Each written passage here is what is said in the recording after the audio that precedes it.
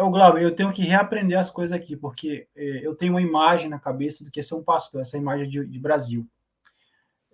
O que eu aprendi foi observando outros pastores no Brasil e vendo o que eles faziam. E aí, às vezes, vem essa imagem, essa reação no Brasil.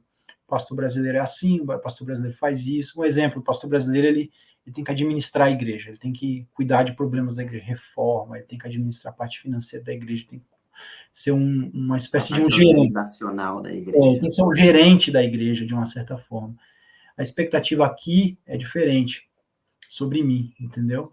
Então eu tenho que reajustar isso dentro de mim primeiro. Interessante. O que esperam de mim aqui não é o que esperam de mim no Brasil. Ou, por exemplo, no Brasil, a pessoa que nunca me conheceu, mas por causa do WhatsApp ou por causa desses grupos de missões, a gente conversa, a pessoa começa a conversar comigo, Pastor Nilmerson. O título vem primeiro, o título é muito importante no Brasil. Aqui eu sou o Nil, eu sou o Nil. Eu tenho um chamado de pastor aqui, mas eu sou o Nil. Ninguém põe título antes do meu nome. Então, essas relações, elas são diferentes aqui. Então, a primeira coisa que eu tenho que fazer é entender que ser pastor aqui não é ser pastor no Brasil. A segunda coisa é entender... Muito pastor poderia dizer, vocês têm que me chamar de pastor Exato. Nilmerson completo. Então, eu poderia exigir, mas aí o húngaro, o crente vai falar assim, tá bom, irmão, então me mostra na palavra onde é que está isso. Né?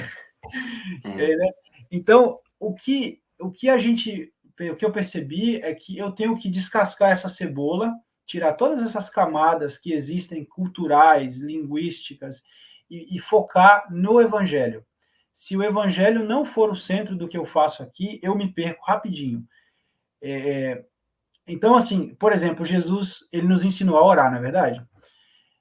Então, se a pessoa está sentada, se a pessoa está orando, chorando, se a pessoa está orando com barulho, ela está orando. Eu tenho que entender isso. Nessa cultura, o crente tem que orar. Mas como ele ora vai ser diferente.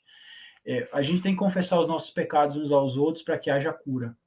Como ele vai fazer isso? É muito engraçado na nossa igreja, as pessoas escrevem e-mails, Glauber. E-mails. Olha só que interessante. Você tem um problema, aí a pessoa me manda um e-mail assim de 3 páginas, descrevendo o problema, escreve, conta e tal. E no Brasil, acho que a pessoa mandaria um áudio, né? Um áudio do WhatsApp. Sim. Aqui a pessoa escreve um e-mail. E aí Puxa. eu respondo no e-mail. Por quê? É diferente. A gente está conversando sobre problemas de outra forma. Eu tenho que me adaptar assim de várias maneiras. Por exemplo, receber as pessoas em casa aqui é uma coisa muito mais cerimonial. Assim, as pessoas elas valorizam muito se você chamar ela para casa delas, chamar ela para sua casa. Tem toda uma coisa de receber as pessoas. No Brasil também é bom receber as pessoas em casa, mas é mais leve a coisa, né? Aqui tem todo um valor. Tipo assim, você já vai na minha casa, é uma coisa muito séria. Nós já somos tão próximos que você vem na minha casa. Então, eu já cometi muitos erros, Glauber, nessa área. Eu tive que aprender muito sobre isso.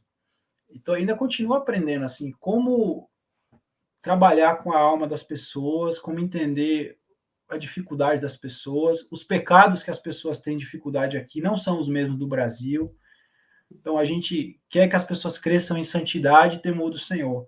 Mas quais são os pecados que elas têm enfrentado? Não são iguais aos do Brasil. As preocupações que as pessoas têm aqui são muito diferentes do Brasil. Então, assim, eu estou sempre tentando entender o que está por trás do que a pessoa está falando. A gente que trabalha, a gente que é pastor já trabalha com o coração, que é um negócio assim, quem que conhece o coração do homem? Só Deus. E aí, quando você faz isso em outra cultura, você tem que entender que ela vê o mundo completamente diferente. Então, eu estou sempre pedindo ajuda. É o que eu faço. Eu estou sempre trabalhando com outros, com meus colegas pastores, para a gente entender o que fazer. Legal. E eu estou sempre sendo confrontado com a minha própria cultura. Eu estou sempre sendo confrontado, por exemplo, no Brasil, a gente tem uma facilidade muito grande de lidar com o inesperado, assim, sabe? O ônibus não veio, você manda mensagem pro chefe, o ônibus atrasou. Ou você esqueceu alguma coisa, esqueci, depois amanhã eu trago. A pessoa esqueceu de ligar para você, desculpa, posso ligar amanhã. E aqui eles não lidam bem com o inesperado, eles têm uma tolerância muito baixa à incerteza. Então, assim, quando você fala uma coisa, você tem que explicar muito bem o que você quer fazer, o que você está pensando, por quê, o que pode dar errado e o que pode dar certo. É muito cansativo. Mas é o que é o que tem aqui. É um povo assim que tem essa característica.